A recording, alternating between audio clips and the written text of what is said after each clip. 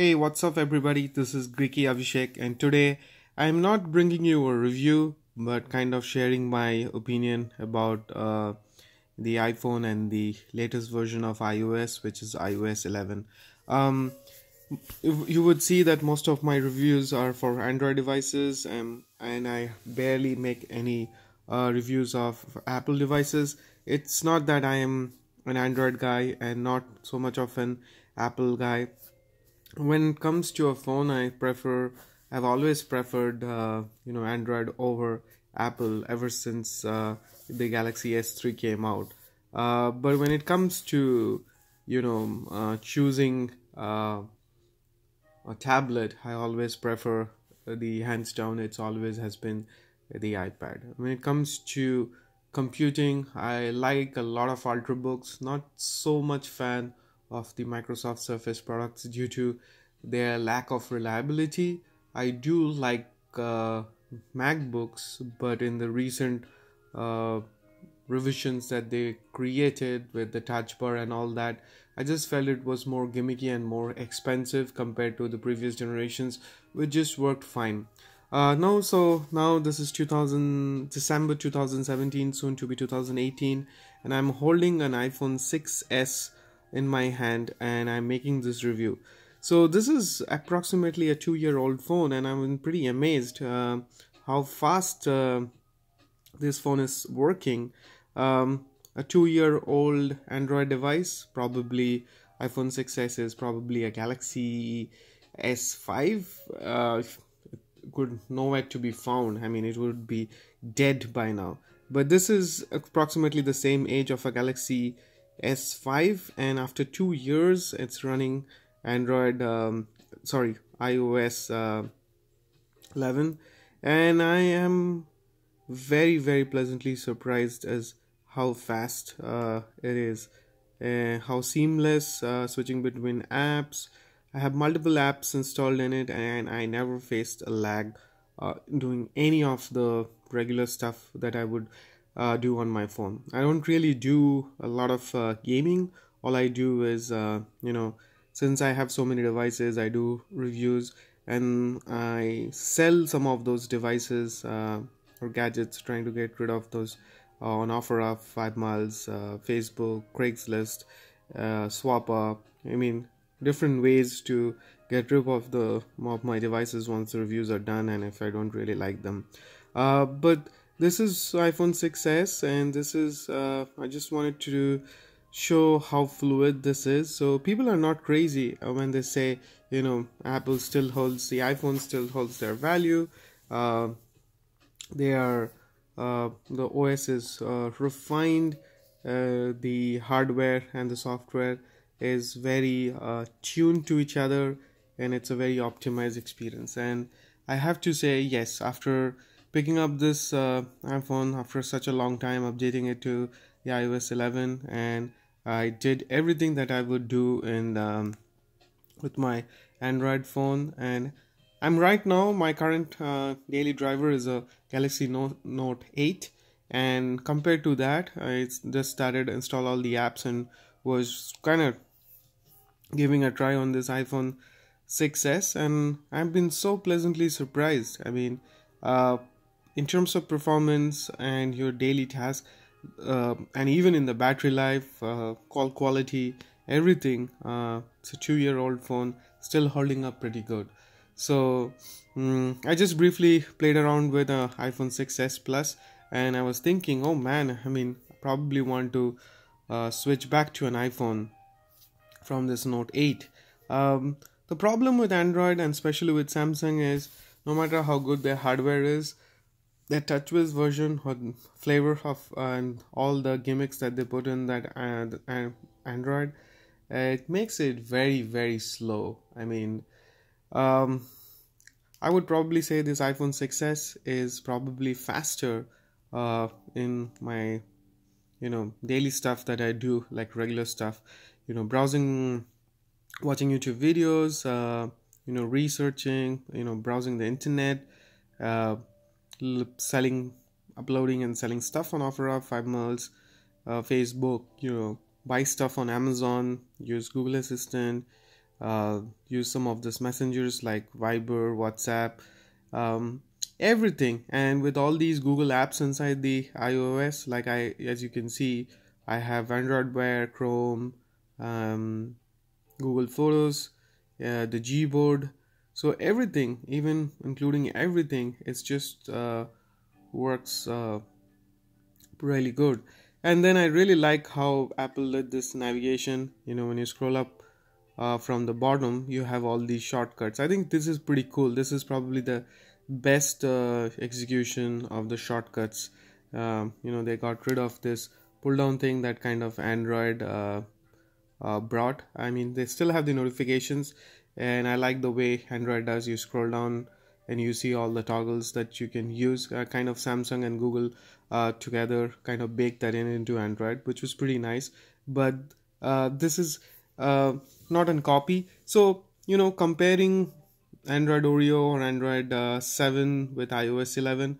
So in today, there's hardly any difference between the iOS and Android.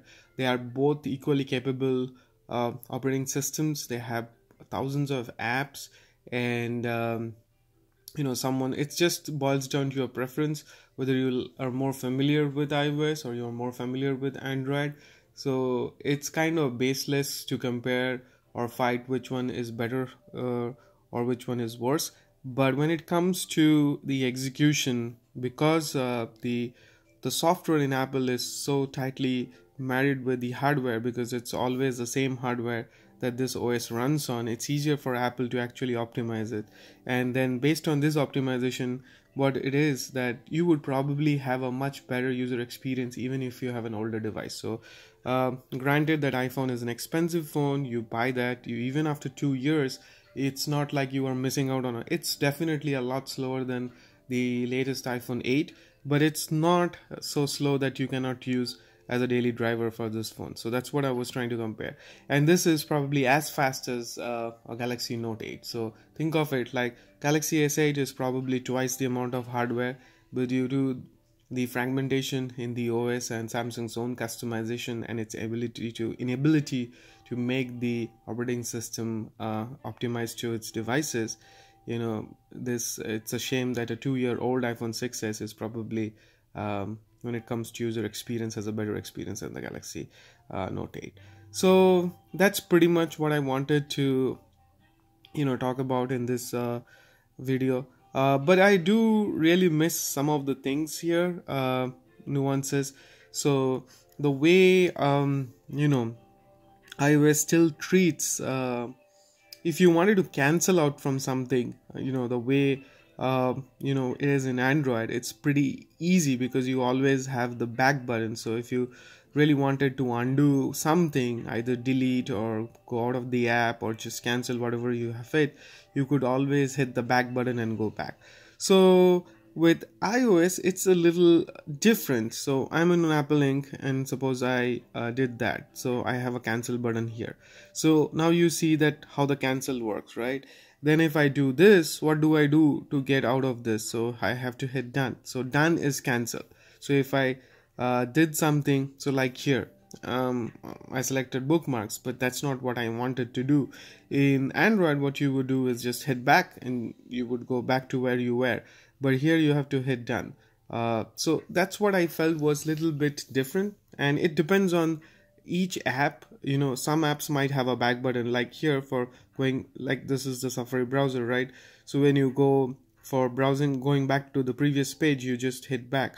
So some apps also lets you do that. So there is a back button in the app, so basically for backing out the action that you didn't want it to do, so acts as a cancel. So in iOS, this whole functionality of cancellation and all is kind of app specific, which I didn't like. So sometimes you have a back button on the top depending on which app you're using, sometimes you have a back button on here.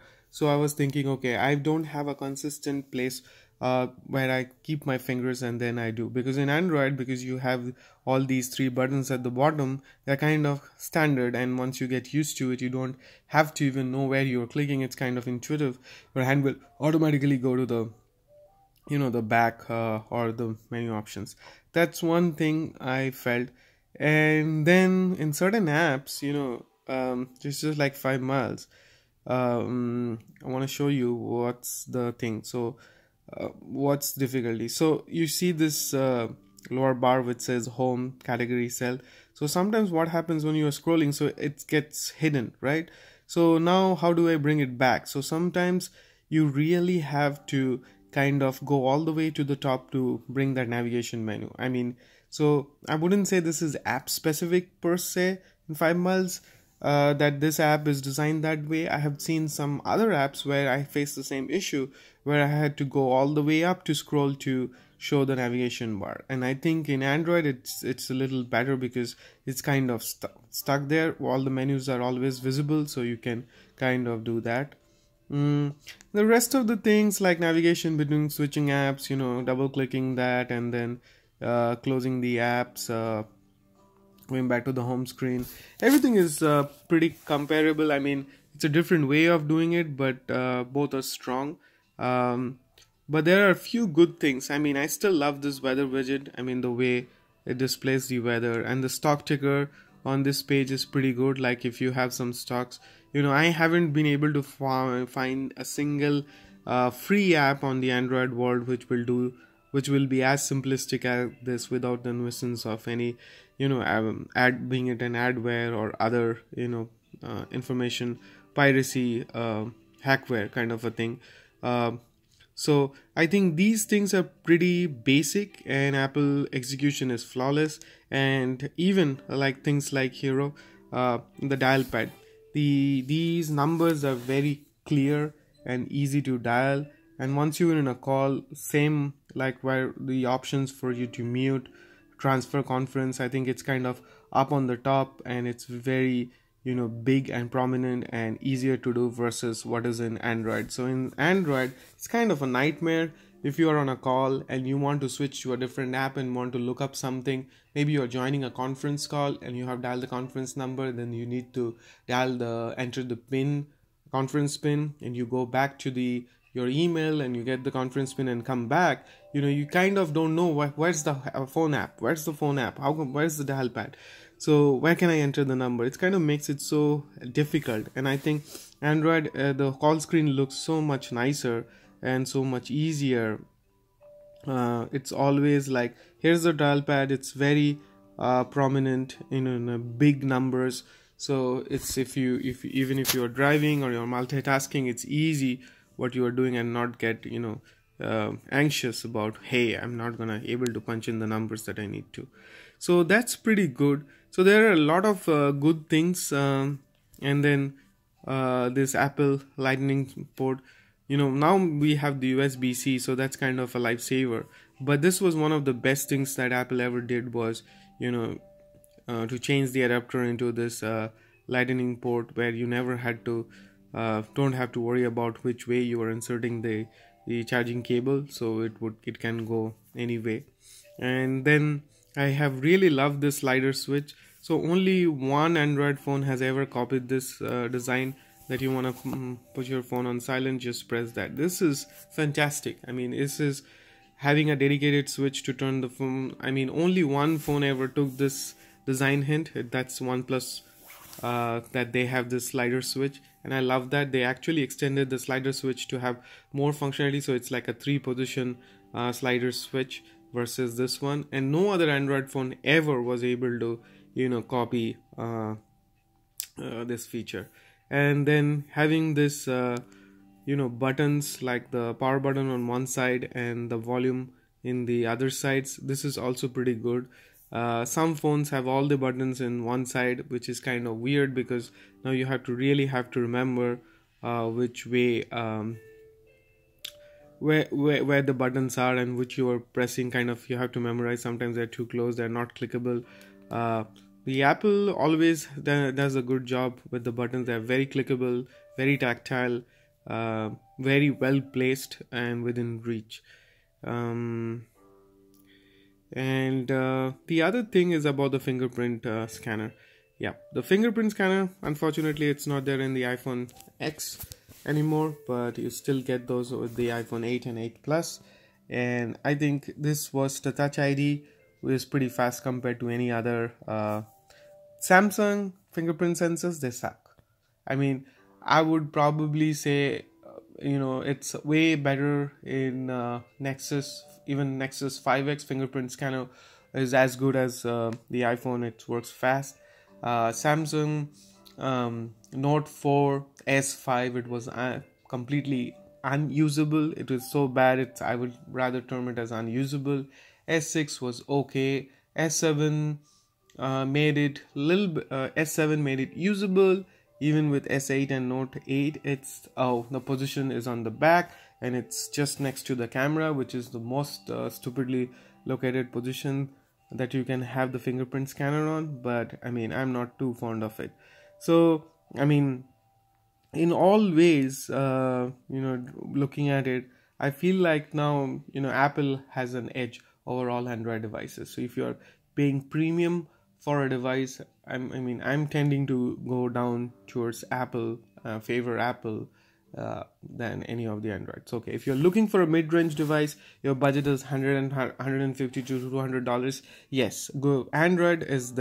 It gives you a lot of power. You get a very decent phone with a lot of functionality from the Android operating system, lots of apps, lots of games that you can do. But if you're investing on a premium device, you're spending $1,000, I would say, don't get the Note 8. Probably get the iPhone 8, because the Note 8 is pretty disappointing. Alright guys, I think that's pretty much all I wanted to say about the iOS and the iPhone, and how well they're married to each other, and how optimized the performance is, and how fragmented Android world is, and with the different flavors that each manufacturer kind of tries to put. We have a very sad story with Android going on there. So if you have an iPhone and you wanted to jump the ship to Android, and you are trying to buy a premium device, I would say don't do it. Just stick with it. And if you want to buy a premium device, buy a premium device from Apple.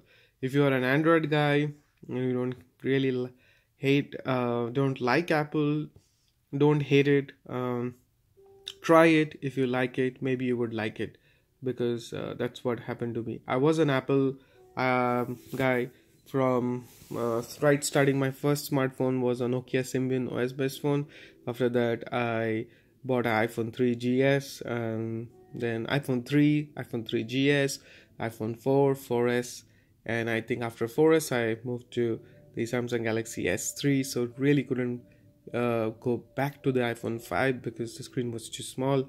And that's when I kind of moved away from Apple and was mostly on all Android devices and primarily on Samsung. I did try a couple of LG, but LG had really a lot of quality control issues. So some phones were good, some phones were bad. I had very good luck with the LG G2. I had a very bad luck with an LG G3, and then I moved on to OnePlus One. Was an awesome phone. OnePlus 2 was disappointing. I think Galaxy S4 was pretty good. Galaxy S5 was kind of disappointing. Galaxy S6 was again really a nice comeback for Samsung, but it didn't have the expandable memory, so which was like the worst decision by Samsung ever. So they came up with the S7, and I think S7 is everything that Samsung wanted S6 to be. And then finally with S8, again that's kind of a massive change from the S6, S7. So now S8, Note 8, they're pretty good phones with the curved edges, but I think it's kind of gimmicky because there's not so much of a use to the curved screens and the infinity display. It just makes it harder for you to find a case or a screen protector, and then makes there are barely any tempered glass screen protector that you can find that works because of the curved screen. And then you need to find even if you use a different like a wet type or an HD PET screen protector, you need to find a case which wouldn't start peeling the screen protector off, or you have to use the phone without a screen protector, and then if you drop it, or the chances of the phone getting damaged is a lot more higher. So in terms of design and aesthetics, while they look good, in terms of functionality I don't think they gained a lot, other than wireless charging, waterproofing, blah blah blah. I mean, yeah, a lot of people go for those features, but I mean, I don't really care about proofing my phone. As long as it is water resistant, I should be fine. So if sometimes I'm going out for a walk, or I'm outside and it starts raining, of course if the phone gets a little wet, I don't want the phone to die.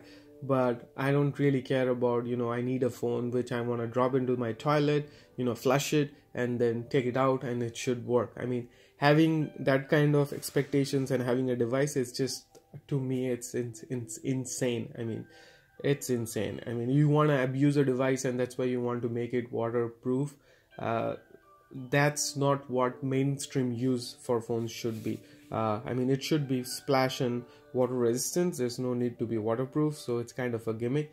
And the curved screen, I really hate that, because sometimes actually it makes it harder for me to read the text on the edges of the screen, because they are kind of wrapped around and I can only read the words partially, and that also depends on the app. So it's not all apps are not optimized to take care of the edge screen. And I mean, it's harder to find a case, it's harder to hold the phone. It has no practical utility as such. And then no tempered glass screen protector that works. The PET or the wet type screen protector is hard to find, which are case friendly. So it's just a lot of troubles that Samsung unnecessarily introduced with all those curved 2D curved glass and the curved edges. So far I'm liking the iPhone. So probably I'm gonna ditch my Note 8 for an iPhone 8 Plus. Yes, you heard it right. I'm gonna probably ditch the Note 8 for an iPhone 8 Plus. Or maybe if I stay with the Android, my next favorite phone is the OnePlus 5T. Alrighty guys, that's a long video on how much I'm started beginning to love Apple and iOS, and how much I started to hate Samsung and their customization of the Android OS. So feel free to leave your comments, subscribe to my channel, and if you agree or disagree with some of the points here, just leave your comments on the YouTube channel, and I'll try to, and if you have any questions, I will try to get back to you. But all sorts of feedback is highly appreciated. So alright guys, goodbye, and I'll see you in my next review.